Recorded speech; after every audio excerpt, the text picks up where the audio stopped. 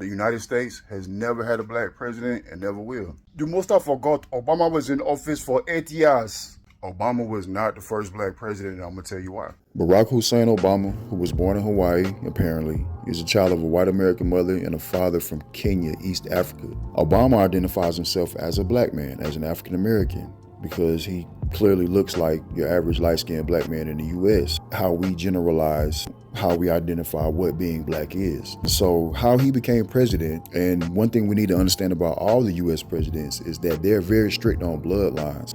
All the United States presidents are related to British royalty. She's made a first-of-its-kind discovery that President Obama and all the presidents before him are related and descendants of a former king of England. No, they are all cousins and they're grandsons of John Lackland. Every U.S. president, including Biden, including Trump, including Barack on his mother's side, they're all related to King John of England, who ruled England from 1199 to 1216. He was the successor and the brother of King Richard Lionheart, who was a very interesting king himself. And all the presidents related to King John, and he was the brother of King Richard Lionheart, then that means that they were also related to King Richard Lionheart. Now, King Richard, he was different from all the other kings in England. See, Richard Lionheart was involved in a secret society called the Knights Templars.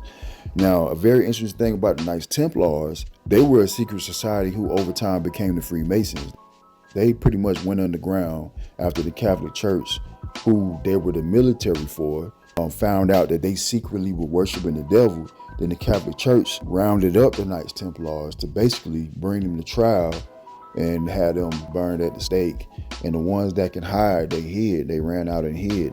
And they went underground and they kept their order. And then over the centuries, they re-emerged with a new name as Scottish Rite Freemasonry. And the Freemasons developed and created the United States of America. King Richard Lionheart, all the presidents of the United States are related to him. Another interesting thing about King Richard Lionheart too, during his reign, he invited Jews for the first time to reside in England as moneylenders while protecting them from local discrimination, as he made the Jews property of the crown. Now, he did this to fund the Crusades, which was his whole mission during his reign. Also, I believe he brought the Jews into England to facilitate his own infatuation for Kabbalistic wisdom, to develop power through that. Eventually, that's what happened with Freemasonry. They developed power in the world through Kabbalistic wisdom, through the knowledge of the Kabbalah. And so that's a whole deep rabbit hole I can get into in another video. Probably got to be careful with that one. But anyway, I'm talking about King Richard Lionheart. This is the same king who fought against Salah ad-Din. Salah ad-Din was a hero. He's a hero and a legend in Islamic history. He's known for taking back Jerusalem from the Knights Templars.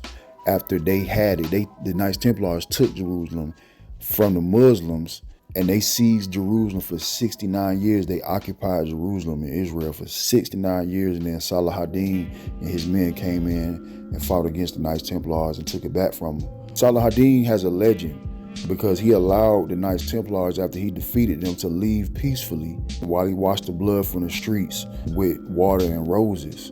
And despite how the Knights Templars eliminated every man, woman, and child, his response in allowing them to leave and cleaning up the city streets of Jerusalem, like, that's his legend. And I believe God was with that man, regardless of him being a Muslim and being a part of that religion that don't have nothing to do with Judaism and Israel and Jerusalem. I believe God was with him because the Knights Templars were that wicked, for worshiping the devil, falsely representing Christ. And Salah ad-Din, even though they were worshiping a false religion, they were more morally in the right with the things of God than the Knights Templars were. Just another interesting thing in history. One thing I want to just mention is some crazy connections between all these things, right? America was started by Freemasons who came out of England. All the presidents of the United States are related to King Richard Lionheart. They're all bloodline related to him. King Richard Lionheart was a Knights Templar. The Knights Templar became the Freemasons after so many centuries. All the U.S. presidents are Freemasons and blood related to King Richard Lionheart. King Richard has ties to Jews and Jewish finance and political affairs with the land of Israel during his reign. The U.S. has ties to Jews and Jewish finance and our own modern day political affairs with Jewish Israel. Very interesting connections that I don't believe are coincidence.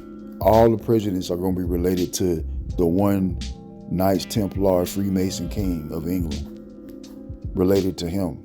And then the Freemasons that started the United States came from England.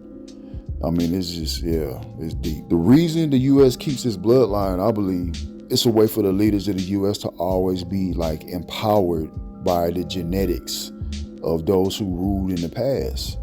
And not only ruled in the past, but their rulership contributed to eventual world domination. And so it's like an intense genetic predisposition to keep the bloodline, to keep everybody who is in power in the United States have some type of genetic predisposition to rulership from the past. And as consistent as they've been with keeping all the presidents' royal blood, they also are just as sure to never let the descendants of a slave become president of the United States of America. In Proverbs chapter 19, verse 10, it says, "It is not fitting for a fool to live in luxury. How much worse for a slave to rule over princes?" I don't believe they follow the Bible or the scriptures, but they follow the Kabbalah, and the Kabbalah is very systematic to everything that the scriptures describes in regards to explaining the reality of things in the spirit realm. And similar to what's described in this verse, the blood of a slave can never be in position as a United States president. So with that being said, we can never have a black president. Barack Obama's so-called black side, his father is from Kenya and his mother is white. So Barack has no slavery in his genetics. And on top of that, not only is he royal blood on his mother's side, but his grandfather in Kenya was also a chief, like a king of a tribe, of the Luo tribe in the village of Nyangoma Kogelo.